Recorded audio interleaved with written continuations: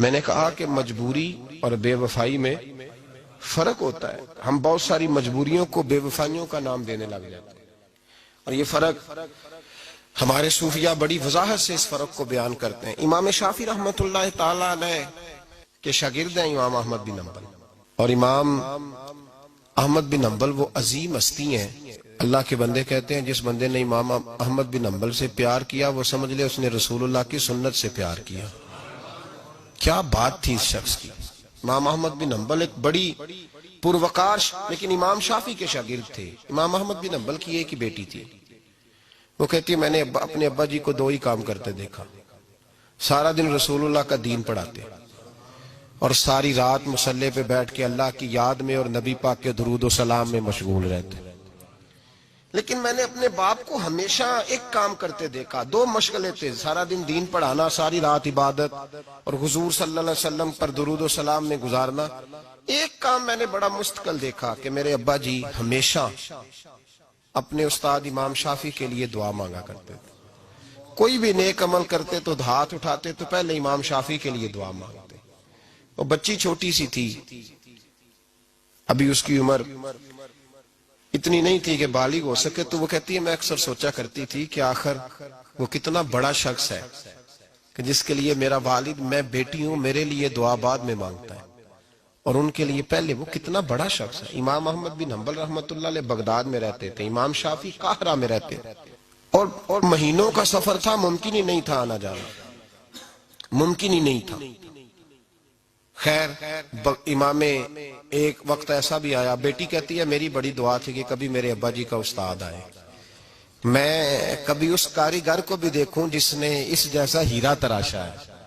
دل کرتا تھا میں اس معمار کو بھی دیکھوں جس نے اتنے خوبصورت نقش و نگار والی عمارت بنائی ہے، میں اسے تو دیکھوں. دل بڑا کرتا تھا، میں دعا مانگتی تھی. خیر ایک دن امام شافعی کا خط آ گیا، کہنے لگے احمد بن حنبل مجھے پتہ چلا ہے بغداد میں ایک محدث رہتے ہیں جو بڑے بوڑھے ہیں اور ان کے پاس نبی پاک کی ایک حدیث ہے، تو میں چاہتا ہوں کہ میں جلدی جلدی بغداد آؤں اور آ کے ان سے وہ حدیث حاصل کروں، وہ سنوں. روایت حدیث بہت بڑا مرتبہ ہوتا تھا.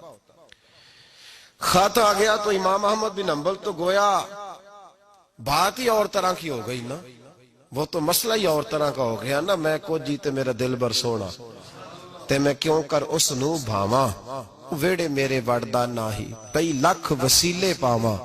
آج جب پتا چلا نا تو حال بدل گیا. وہ تو وجد کرنے لگے امام احمد، بیٹی سے کہنے لگے بیٹی تیاری کر لے، ہر چیز نہیں ہونی چاہیے، میں تیرے ساتھ لگتا ہوں، صفائیاں مل کے کریں گے، آج رانائیاں بکھریں گی. جب وہ آئے گا تو پھر دیکھے گی دنیا کہ کس طرح کسی نے کسی کی عقیدت کی ہے. امام کو خط ملا، ادھر سے امام احمد بن حنبل رحمۃ اللہ تعالی علیہ تیاری کرنے لگے اور امام شافعی چلنے لگے. جب چلے تو مہینوں کا سفر طے کر کے پہنچے.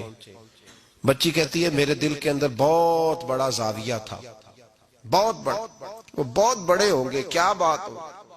جب وہ تشریف لائے تو کہتی ہے میرے ابا جی جو تھے امام احمد بن حنبل رحمۃ اللہ علیہ وہ ایک چپاتی پوری نہیں کھایا کرتے تھے، آدھی روٹی ایک وقت میں ہوتی تھی اور زیادہ تر روزہ ہوتا تھا. فرماتی ہیں جب ان کے استاد آئے نا تو میں نے 8 روٹیاں پکا کے رکھی احتیاطاً، لیکن استاد صاحب ساری کھا گئے.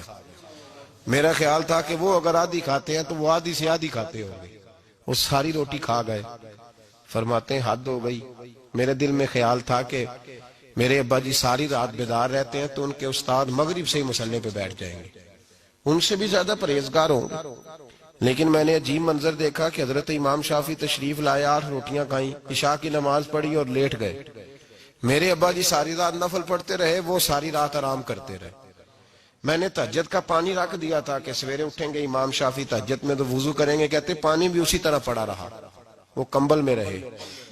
فجر کا وقت ہوا تو امام احمد بن حنبل نے ان کے دروازے کے قریب ہو کے کہا حضرت جماعت کا وقت ہو گیا. کہتے بستر اتارا، وضو بھی نہیں کیا، مسجد چلے گئے، نماز پڑھ کے آ کے پھر لیٹ گئے.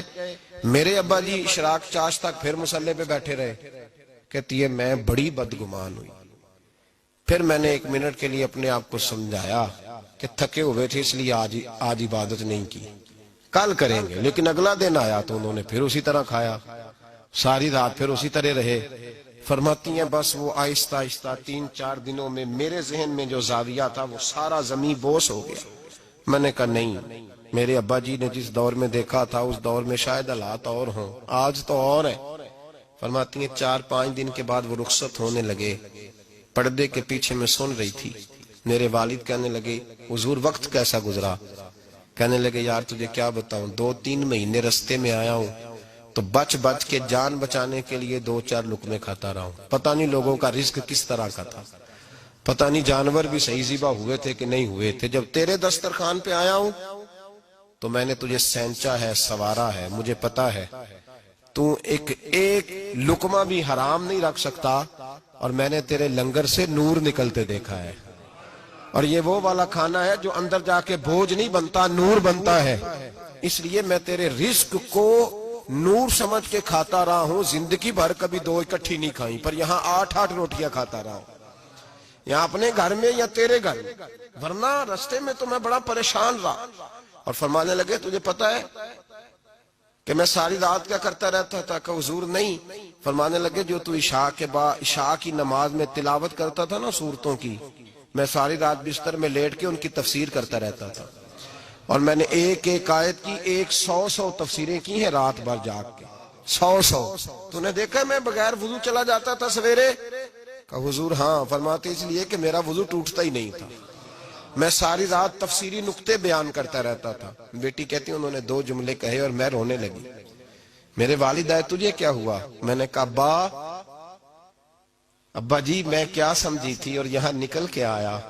آپ اگر ساری رات نفل پڑھتے ہو تو اپنی ذات کے لیے، اور امام شافعی ساری رات جاگ کے باتیں یاد کرتے ہیں اور پھر لوگوں کے سینوں میں اتارتے ہیں، صرف اپنے لیے نہیں، یہ تو رسول اللہ کی امت کے لیے زندہ ہے.